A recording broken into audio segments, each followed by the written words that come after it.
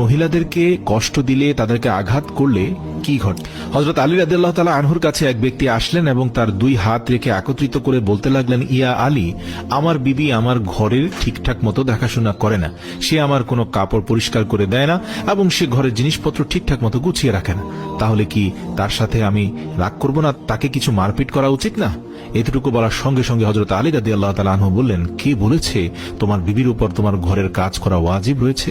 মনে রাখবে, ইসলামে মহিলাদের সম্মানকে যতটা উঁচুতে রাখা হয়েছে ততটা সম্মান অন্য কোনো মাযহাব দিতে পারেনি।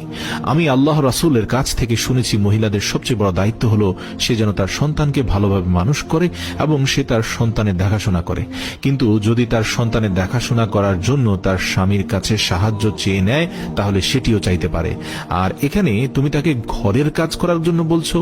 যদি মহিলারা তার নিজের খুশিতে ঘরের কাজ করে থাকে, সেটি তার দয়া, সেটি তার জন্য বাড়তি কাজ, আর সেটার জন্য তুমি শুকরিয়া আদায় করতে থাকো এবং তার প্রশংসা করো।